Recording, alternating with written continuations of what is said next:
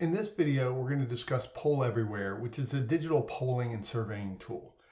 And this has a number of benefits in the historical inquiry process, particularly related to promoting engagement, increasing active learning, and allowing students more agency in the learning process.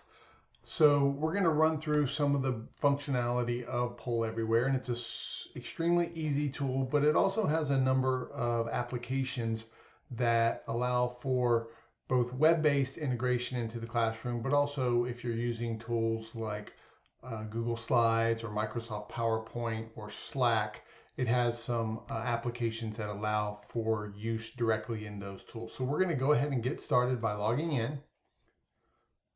And I have not added this one into my LastPass,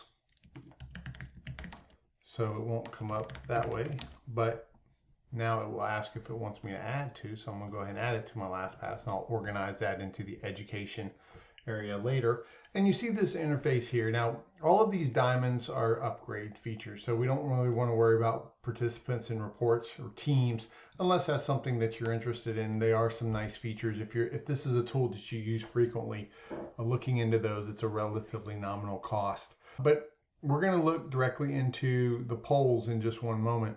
But I wanted to highlight these desktop apps here. So I've downloaded the PowerPoint app, and it's extremely easy to use. Let me pull it up real quickly. The interface is very raw, and I just add a new activity. I could create any of the different types of surveys I wanted. I'm just going to do this real quickly, and I'll do a Q&A. Hello. And I insert it, and then it inserts it directly into a PowerPoint slide for me. And let me kind of pull this over so you can see it. Obviously, it's not a question right now. When I go to play the slideshow, it'll provide directions for the students for interacting with the survey, and then the survey results will populate on the PowerPoint slideshow live. And that works also in like Keynote, Google Slides, and Slack as well. And then there are also mobile apps for this, so you can create these and disseminate these on your iOS, Android, or Microsoft 365 products. So those are some nice integrative apps that Poll Everywhere allows you to use as well. And then just a couple quick things. You have access to all of your polls. When you click on a poll, you can copy the response link. So if you just wanted to share a link directly with students, you could. You can edit it, you can duplicate it, or you can delete it. This one right here, I have now activated it, so it's live to students. When you go here, you can modify. I'm just clicking on the poll itself. So they would respond at pollev.com/RichardHarsh1036, or they could text to that particular number there if they had smartphones. And then you can modify the visual settings here. So if you want to do a text wall, a word cloud, a cluster, a spotlight, you can do a loop. You can change the speed of the effects. You can change the theme, modify the color scheme, the font, voting instructions. You can just remove those. Title, you can give it a title or remove the title, background, total results, etc. So I'll close this. You can activate or deactivate here. So if you wanted to turn it off for some reason, you can show responses or you can hide responses. You can lock or unlock. You can clear your responses, and then you can go full screen with it as well. So very easy. And then you can go back and next to previous questions and items. So you can do multiple questions in a classroom setting for a discussion kind of thing. So here, just real quickly to configure, you can allow or disallow responses via texting or website. You can restrict the participation to various individuals, so only people who have access to it. You can, and some of these are upgrades, you can modify the response settings, so you can give them up to a certain number of times to respond.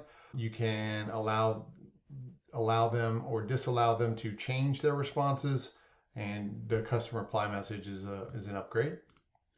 And moderation is also an upgrade. Then you can test it. So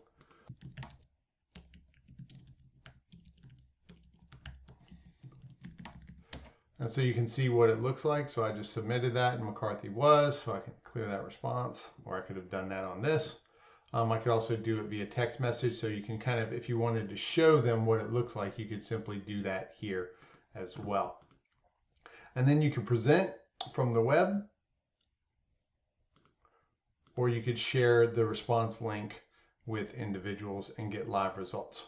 So very easy to use. You can organize your polls into various groups. So if I wanted to move this one into a different group, I could do that very easily by moving to, let's say, civics.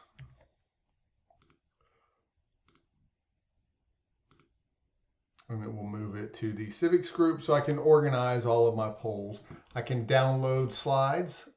So if I've integrated slides, created these with the PowerPoint slides, I can integrate those into external PowerPoint, so I don't have to do it live in this. And I can also download screenshots of the results and those sorts of things. Reports or upgrades. Some of these are quick and easy. You can clear, delete. So if I wanted this low one here, I don't really need that anymore. Just delete that.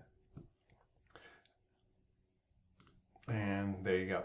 So that's Poll Everywhere. Extremely simple, but a great tool for facilitating engagement, allowing students to scrutinize sources, to organize their thoughts, and address a variety of the phases of the sources framework.